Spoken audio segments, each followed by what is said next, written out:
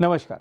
Israel और Hamas के बीच चल रहे युद्ध के दौरान भारत में कुछ लोग इजराइल का समर्थन कर रहे हैं तो कुछ फिलिस्तीन का। फर्क यह है कि जो इजराइल का समर्थन कर रहे हैं वह सड़कों पर नहीं उतर रहे, लेकिन जो फिलिस्तीन का समर्थन कर रहे हैं वह सड़कों पर उतर कर रैलियां निकाल रहे हैं, प्रार्थना सभाएं कर रहे हैं और धार्मिक नारेबाजी कर माहौल को उन्मादी बना रहे हैं। ऐसा तब किया जा रहा है जब भारत का आधिकारिक रुख इजराइल के साथ खड़े रहने का है। जो लोग इजराइल पर आतंकवादी हमला करने वाले हमास का साथ दे रहे हैं या उससे सहानुभूति रख रहे हैं, उनको समझना होगा कि यह आतंकवाद को शह देने और आ बैल मुझे मार की कहावत को चरितार्थ करने के समान है। इसके अलावा अलीगढ़ मुस्लिम विश्वविद्यालय, जवाहरलाल नेहरू विश्वविद्यालय और जामिया मिलिया इस्लामिया विश्वविद्यालय के छात्रों के एक वर्ग ने इजराइल को उत्पीड़क बताते हुए फिलिस्तीन के लिए स्वतंत्रता की मांग करते हुए रैलियां निकाली। यह तो समझ आता है, लेकिन यह समझ से परे है कि देश में दशकों तक राज करने वाली कांग्रेस पार्टी ने इजराइल पर हुए हमले की निंदा नहीं की। कांग्रेस ने फिलिस्तीनी लोगों की जमीन, स्वशासन और आत्मसम्मान के साथ जीने के अधिकारों की मांग करके एक तरह से आतंकवाद के साथ खड़े होने का संकेत दे दिया है, जिससे वह राजनीतिक रूप से निशाने पर भी आ गई है। यहाँ सवाल यह भी उठता है कि कांग्रेस कार्यसमिति की बैठक में इजराइल हमास संघर्ष पर जो प्रस्ताव पास हुआ, कहीं इसके पीछे टुकड़े टुकड़े गैंग के सदस्य रहे जेएनयू छात्र संघ के पूर्व अध्यक्ष कन्हैया कुमार तो नहीं है। सवाल यह भी है कि जिस कांग्रेस पार्टी ने आतंकवादी हमलों में अपने कई बड़े नेताओं को खोया है, वह कहीं देशद्रोह का आरोप झेलने वाले कन्हैया कुमार के बहकावे में आकर तो इस तरह के प्रस्ताव पास नहीं कर रही है। हम कन्हैया कुमार पर सवाल इसलिए भी उठा रहे हैं क्योंकि वह भारतीय राष्ट्रीय छात्र संगठन यानी एनएसयूआई के प्रभारी हैं। इसी संगठन यानी एनएसयूआई की जामिया इकाई ने फिलिस्तीन का समर्थन करते हुए क्षेत्र में इजराइल की उपस्थिति को आतंकवाद बताया था। बाद में विवाद होने पर इस पोस्ट को हटा दिया गया था। कांग्रेस की छात्र शाखा के हटाए गए पोस्ट में लिखा था, इजराइल का फिलिस्तीन पर 7 दशक से कब्जा आतंकवाद है।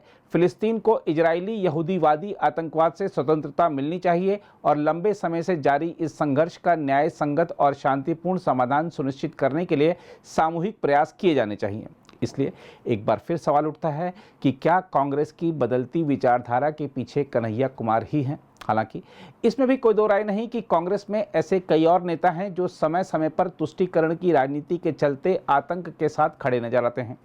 मध्य प्रदेश के पूर्व मुख्यमंत्री दिग्विजय सिंह ने अंतर्राष्ट्रीय आतंकवादी ओसामा बिन लादेन को ओसामा जी कहकर बुलाया था। यही नहीं, संयुक्त प्रगतिशील गठबंधन यानी यूपीए के 10 साल के राज में आतंकवादियों ने राष्ट्रीय राजधानी दिल्ली और देश की आर्थिक राजधानी मुंबई समेत कई छोटे बड़े शहरों, धार्मिक स्थलों और सार्वजनिक परिवहन के साधनों को निशाना बनाकर सैकड़ों निर्दोषों की जान ली थी, लेकिन सरकार कोई सख्त कार्रवाई नहीं कर पाई थी। बल्कि यूपीए के दौर में सरकार से जुड़े लोगों ने आतंक को भगवा रंग देने का प्रयास कर मुद्दे को नया रूप दे डाला था, जिसका परिणाम देश को भुगतना पड़ा था। हम आपको याद दिला दें कि वह यूपीए का ही दौर था जब 26/11 हमले के बाद हम दुश्मन को सबक सिखाने के बजाय उसे सिर्फ डोजियर सौंपने में लगे हुए थे।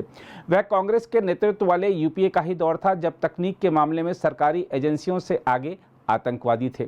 वह यूपीए का ही दौर था जब निगरानी के लिए सीसीटीवी कैमरे लगाने के बजाय कैमरे लगाने के लिए एक विभाग दूसरे विभाग को पत्र ही लिखता रहता था। बहरहाल देखा जाए तो हम आतंकवाद के खिलाफ वैश्विक एकजुटता का आह्वान भर करते हैं, जबकि इस मुद्दे पर हमारे देश में ही विचार बटे हुए हैं। जो लोग आज हमास के साथ खड़े हो रहे हैं या इजराइल पर हुए आतंकवादी हमले की निंदा करने से बच रहे हैं, उन्हें समझना होगा कि यह आतंकवाद के प्रति नरम रुख अपनाने जैसा ही है। आज अगर कांग्रेस पार्टी के रुख से ऐसा लग रहा है कि उसे हमास की ओर से इजराइल पर किए गए हमले का कोई दुख नहीं है, तो स्लीपर सेलों में बैठे आतंकवादियों का हौसला बढ़ेगा।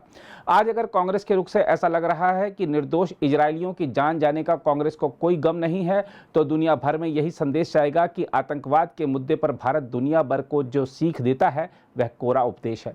यदि कांग्रेस ने हमास समर्थक जैसा दिखने का अपना रुख बनाए रखा, तो कल को इस पार्टी के सत्ता में आने पर आतंकी तत्व सर उठा सकते हैं।